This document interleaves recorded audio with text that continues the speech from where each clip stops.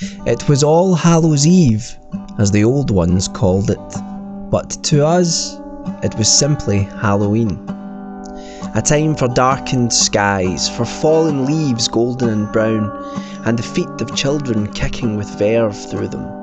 For sweets and treats, for frightening films and spooky tales, for friendship, for the fear and love of the unknown, and for wide grinning turnip heads glowing in the clouded night.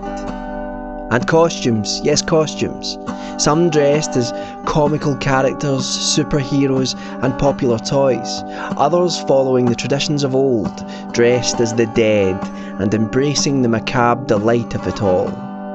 Most kids had Christmas, which I loved too, but for us, Halloween was the most important night of the year. That one time where we could truly be what we dreamed, falling into characters, creatures, and people far removed from the fragility of our childhood selves. Stuart was an undead pirate who had risen from his watery grave, and if we didn't take part in some looting and pillaging, we'd surely have found ourselves walking the plank. Andy was a Terminator, complete with leather jacket, a metallic cheek created with tinfoil, slicked back hair, and sunglasses which hid the glowing red left eye behind. I was Van Helsing, armed to the teeth with wooden stakes, crosses, garlic, and a vial of water I assumed was holy because I had filled it from a tap in the local church's bathroom. Even back then my mind was permanently stuck in the hokey sets and thick smoke of the old Hammer horror Dracula films. Mac, he was dressed as an injured football hooligan, complete with torn football strip, bloodied and bandaged head, and his arm in a sling. All the more ironic as he would in fact grow up to be a footballer. The other Andy, who we affectionately called Squire, was decked in luminous skeleton bones, and with his wiry frame and hooded skull mask, put the fear of God into quite a few of the younger kids in the neighbourhood. We were 12 years old at the time, and while none of us had openly spoke of it, we seemed to sense that it would be our last year guising, a word which in itself would soon be replaced by the now deep-rooted trick or treat. I remember feeling a sadness in the pit of my stomach as my parents helped me prepare my costume. The others seemed a little more reluctant to go out that Halloween, and by the following year their delight for the entire celebration would be diminished for many subsequent years, and who could blame them? I just wasn't ready to say goodbye to those fun-filled happy nights, wandering the leaf-covered streets of my local neighbourhood, laughing with my friends, carrying bags of sweets and chocolate and toffee apples accumulated from our Halloween rounds. It's rare that you recognise something is coming to its end, mourning for it before it has slipped away. It was 7 o'clock in the evening, and when we first stepped out into the street and the winter sky blackened everything from above, the stars snuffed out by a thick shroud of cloud. My house was always the meeting point on those glorious nights, as my parents loved to decorate the house with spider webs, hanging skeletons, and mean-looking banners depicting vampires, ghouls, and witches fermenting a strange brew. Not to mention all of the food.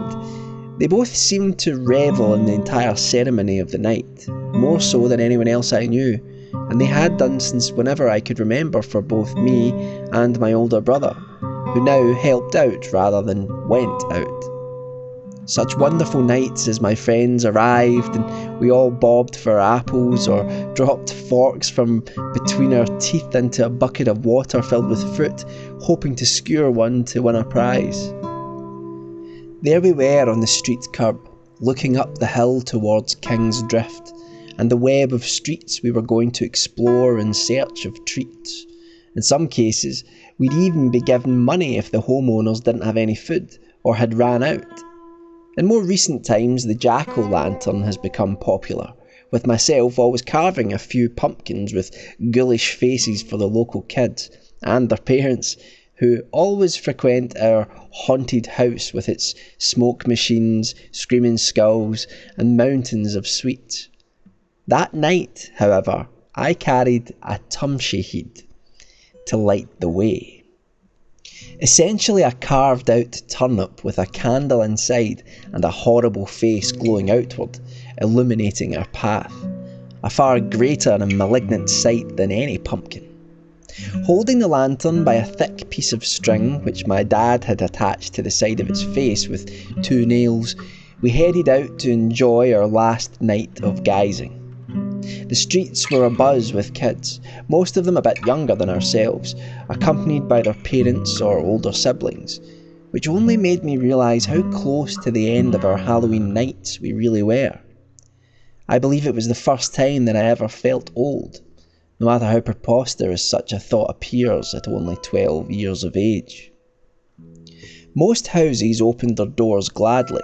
Occasionally you would see a light going off as we approached, signalling that the people inside didn't want to be disturbed. But damn it, we knocked and banged their doors anyway. This was our night, and the grown-ups who were too stingy to take part should have known better. After an hour we had covered 3 streets. Each time the same social pleasantries taking place. We'd enter the house, slightly cautious at first of being in a stranger's darkened home, but the thought of 5 of us being together banished those worries soon enough. Each of us would then be asked to tell a joke or a riddle, and in return for the entertainment, we would be rewarded with sweets and chocolate. Of course, Andy would try to push the envelope a little more than the rest of us, and on a few occasions delved into what could only be described as adult humour. The grimaces on the faces of those listening were plain to see. As we passed the other children in their costumes, some great, some thrown together at the last moment, we joked and laughed and celebrated at the growing collection of food and money in our bags. Yes, even if it was going to be the last year, it was surely to be the best of hauls. As we ran through the darkened streets, lit only by the occasional spot and splash of orange hue from the lights above, it seemed as though the unspoken finality of it, the end of those nights, those years of being what we wanted to be, of being kids, of not caring about how we were seen, that it all added to the potency of the experience. We ran faster, we giggled and laughed, and took shortcuts through gardens and places we were never supposed to tread. We lived and felt alive on that night of the dead. Squire's watch went off at 10 p.m, and we knew it was time to call it a night. We walked back towards my house, where each year we would sit with my parents and some of my neighbours, drinking fizzy juice and stuffing our faces with the chocolate and sweets which we had been given by the bucket load. But our steps were slower than usual on the journey home, our jokes less loud, our grins less wide, and as the lantern gasped its last as we reached the gate to my garden, it was as if we sighed together, knowing that something special, something precious, was soon to be lost forever. As we piled into my house and were greeted by the happy smiles of my parents, they too appeared to sense that things were changing, as if part of their lives would never quite be the same. I think it is hardest for parents when their youngest child reaches those thresholds, those closed chapters of their childhood, never to be opened again, knowing that they too cannot live those wonderful nights in quite the same way either. Me, Andy, Stuart, Mac and Squire sat in a circle on the living room floor as an old horror film played in the background. We each in turn emptied our bags, assessing the loot. It was indeed a good year, and the sheer mass of sweets was sure to last us all for one stomach-turning, sugar-overdosing week. Chocolate bars, crisps, boiled sweets, jelly babies, strawberry laces, toffee apples, and all manner of other treats were quickly separated from the useless bulk fillings of monkey nuts and other fruit. Only the good stuff, only the good. We joked and laughed once more, and in that cosy house we played the parts of kids again. dressed up in costumes, telling spooky stories, and for a moment it felt as though nothing would ever change, that it would always be like that, together as friends, young, hopeful and courageous. Until I asked, almost automatically, what we would all be dressing up as the following year. The question was never answered, and it didn't need to be. It was then that I noticed Andy had stopped talking and hadn't interjected with his usual jokes for at least 2 minutes. Surely a record. No, he was staring at something. We asked if he was okay, but he wouldn't respond. His gaze fixed, glazed over as if he were still wearing his costume sunglasses. We followed the route of that stare, and our eyes and our heads dropped almost in unison, falling upon the source of our friend's peculiar silence. Andy was looking at my pile of sweets which sat in front of me. My heart began to thud helplessly as I finally realised what had left the most talkative of my friends speechless.